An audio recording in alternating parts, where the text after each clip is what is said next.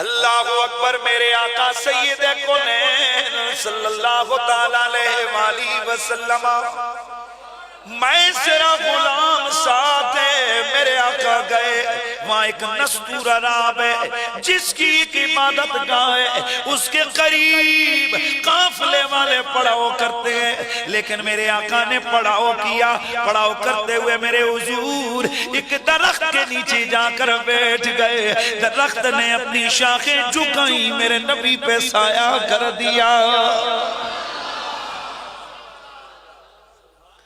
وہ نستور عراب اس میسرہ غلام کو جانتا تھا، چونکہ ان کا سفر وقت عام جاری رہتا تھا، آ کر کہنے لگا یا میسرہ من ھذا الذی تحت ھذا الشجر، میسرہ یہ درخت کے نیچے بیٹھا ہوا یہ سونا کون ہے؟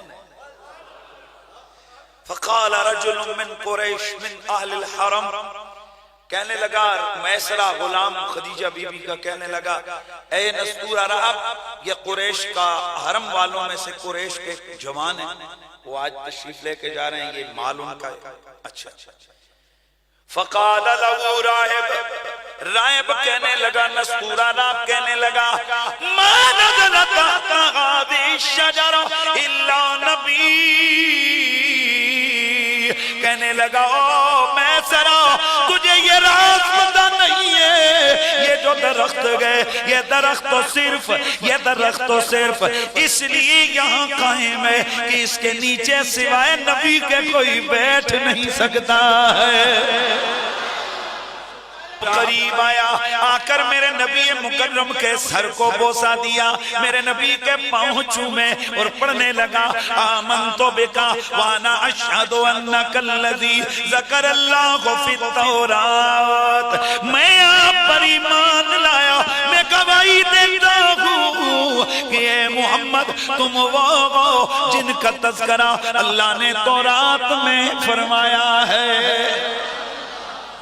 فلما رأى الخاتم، میرے نبی کی مہر نبوت کو دیکھا، قبلہ اسے چوما، وقال اور کہنے لگا اشہد انک رسول اللہ، میں گواہی دیتا ہوں آپ اللہ کے رسول ہیں، النبی الامی، وہ نبی امی ہیں، الذی بشر بک عیسیٰ، جن کی بشارت حضرت عیسیٰ دے کر گئے ہیں، فَإِنَّهُ قَالَ، حضرت عیسیٰ یہ کہہ کر گئے ہیں لا ينزل بادی تحت هذه الشجرة الا النبی الامی العاشمی المکی العربی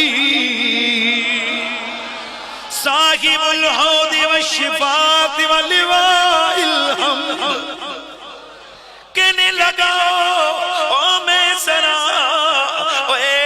یہ جو درخت ہے اس کے بارے میں حضرت سیدنا عیسیٰ علیہ السلام نے یہ خوشخبری دی تھی، یہ خبر دے کر گئے تھے، یہ فرمایا تھا ایک دفعہ اس درخت کے نیچے بیٹھے تھے اور یہ کہہ کے گئے تھے کہ میرے بعد اس درخت کے نیچے سوائے نبی امی ہاشمی و مکی و عربی و مطلبی، سوائے آخری نبی جو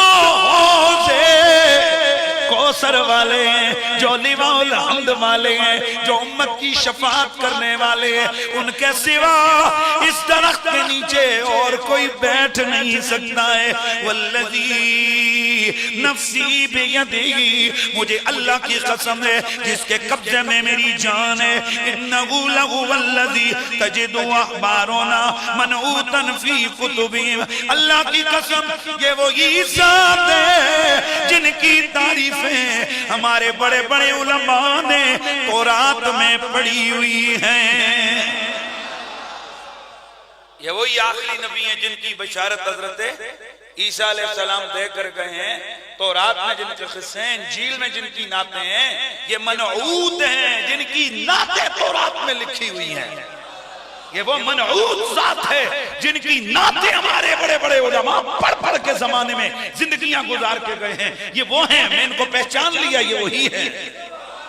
میرے آقا اس درخت کے نیچے بیٹھے جس درخت کے نیچے حضرت عیسیٰ بیٹھے تھے، اور اس درخت کی ہسٹری کچھ یہ تھی کہ اس کے نیچے حضرت اسحاق بیٹھے تھے۔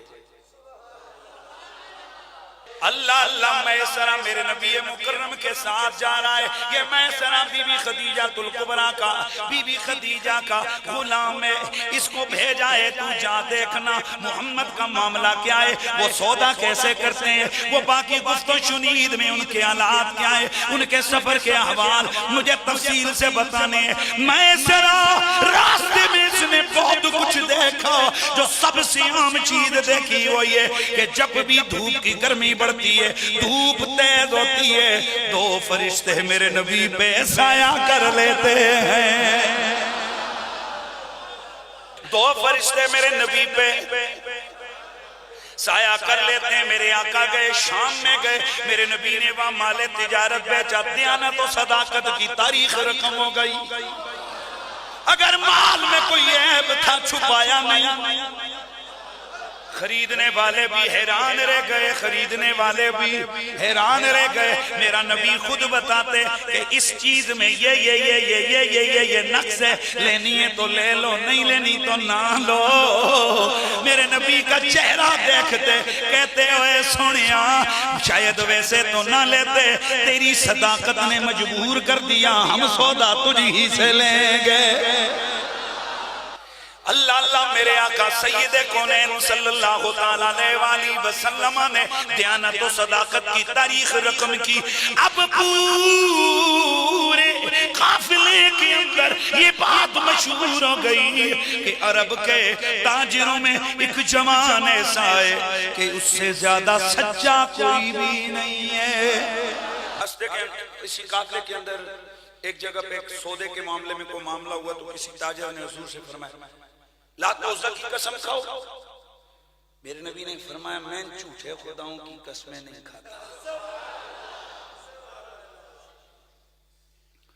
وہ نہ جانے میرے آقا کے اس لہجے میں کیا اثر اور تاثیر تھی اور اثر تھا کہ وہ دیکھ کے کہنے لگا ہاں القول قولکا محمد, القول قولکا, بات تیری صحیح ہے, بات تیری صحیح ہے. میرے آقا جب ہمارا زہران کے مقام پر پہنچے واپس مکہ سے کچھ منزل, آپ نے میسرہ کو بھیجا جاؤ جا کے بی بی خدیجہ کو خبر دو کہ ان کا تجارتی قافلہ لوٹ آئے اور ہم نے توقع سے زیادہ نفع اٹھایا. میسرہ آیا, اس نے آ کر بی بی خدیجہ کو سارے حالات بتائے کہ خدیجہ جو تم سمجھ رہی ہو جو ہم سمجھ رہے ہیں محمد ویسا نہیں ہے.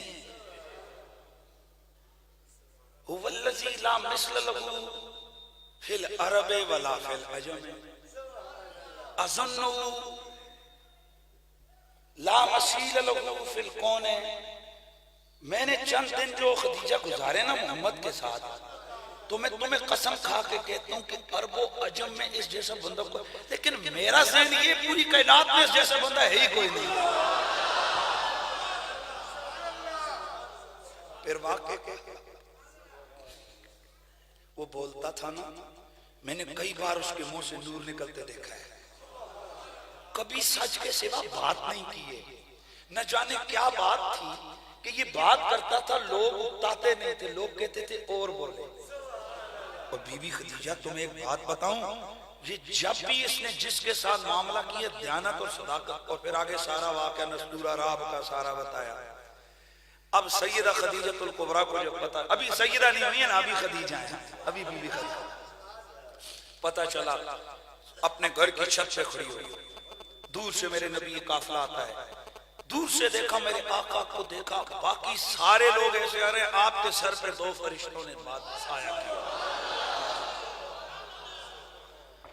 خدیجہ نے اپنی سہیلیوں کو بلا رکھا تھا, فرمایا دیکھتی ہو یہ عام لوگوں جیسا نہیں ہے. میرے آقا واپس آئے, دیانت و صداقت سے جو جو بچت تھی وہ ساری بتا دی. حیران رہ گئی, اتنی صداقت. خوش ہو کے خدیجہ الکبریٰ نے میرے آقا سید کونین کو جتنا طے تھا اس سے بھی زیادہ خدمت دے دیا. نہیں خدمت کی, خدمت کی. خدیجہ الکبریٰ نے جب یہ دیکھا حالات معاملات, تو ان کا جو چچا تھا نا, چچے کا بیٹا ورقہ بن نوفل, وہ اکثر وہ پچھلی کتابوں کا عالم تھا, تو ورقہ بن نوفل اکثر خدیجۃ الکبریٰ کے سامنے باتیں کرتا رہتا تھا کہ یہ جو عرب کے حالات ہیں یہ انسانیت کے معاملات ہیں، نبی خاتم النبیین آئے گا، سب کے حالات بدل جائیں گے، اس کی یہ نشانی ہوگی۔ تو جب ان نشانیوں میں ایک نشانی، وہ تو پتہ لگ گیا نا راستے کے اندر، اور کچھ یہ بھی تھا کہ اس پہ بادل سایہ کریں گے، یہ فرشتے سایہ کریں گے، یہ بھی نشانیوں میں سے خدیجہ کو پتہ تھا۔ اب دل میں ایک تڑپ پیدا ہوئی، کاش حضور مجھے اپنی خدمت اور غلامی میں قبول کرتے۔ اتنی مالدار عورت اپنی سہیلی کو کہتی ہے ذرا جاؤ نا محمد کی رائے کا تو پتہ کرو کہ کیا وہ شادی کرنا چاہتے ہیں۔ وہ سہیلی آئی، محمد آپ شادی کیوں نہیں کرتے؟ میرے آقا نے فرمایا میں چچا کے گھر رہتا ہوں، میرے پاس مال و دولت کی کثرت نہیں ہے، میں اتنا مال نہیں ہے، سرمایہ نہیں ہے کہ میں شادی کے معاملات کو آگے نبھا سکوں، اس لیے ابھی میں انتظار کروں۔ کہنے لگی اگر آپ کے سارے مسئلے حل ہو جائیں تو پھر کیا ہوگا؟ میرے آقا نے فرمایا یہ میرے رب کا فیصلہ ہے، جیسے وہ چاہے گا ویسے ہو جائے گا۔ واپس آئی خدیجۃ الکبریٰ سے عرض کی، سیدہ ابھی خدیجہ ہے نا، ابھی خدیجہ نے میرے نبی کو بلایا، اے محمد آپ کا یہ مسئلہ ہے، میں خواہش کرتی ہوں کہ میری شرافت دیانت، اور سیدہ خدیجہ وہ ہے کہ حضور کے اعلان نبوت سے پہلے پورے عرب میں لفظ طاہرہ پاکیزہ عورت لفظ بولا جاتا تو لوگ کہتے خدیجہ ہے، یعنی دور جاہلیت میں اس دور عرب کے معاشرے میں جس خاتون کا لقب طاہرہ ہے وہ خدیجہ ہے، اتنی پاکیزہ صفت عورت۔ میرے آقا سے گزارش کی، میرے آقا نے فرمایا میں کچھ نہیں کہتا، میں اپنے چچا سے مشورہ کروں۔ آپ آئے اپنے چچا جناب ابو طالب سے مشورہ کیا، ابو طالب نے فرمایا بیٹا اگر وہ چاہتی ہے تو پورے عرب کے بڑے بڑے تجار اور بڑے بڑے مالدار اور بڑے بڑے رئیس خدیجہ کو شادی کا پیغام دے چکے، اس نے ریجیکٹ کیا ہے، وہ خود تمہیں اپنانا چاہتی ہے تو کوئی کمی بھی نہیں ہے، طاہرہ ہے، عابدہ ہے، نیک خاتون ہے، مالدار ہے، سب کچھ ہے۔ چنانچہ جناب ابو طالب گئے، خدیجۃ الکبریٰ نے عرض کی کہ آپ میرے چچا کے پاس آئے۔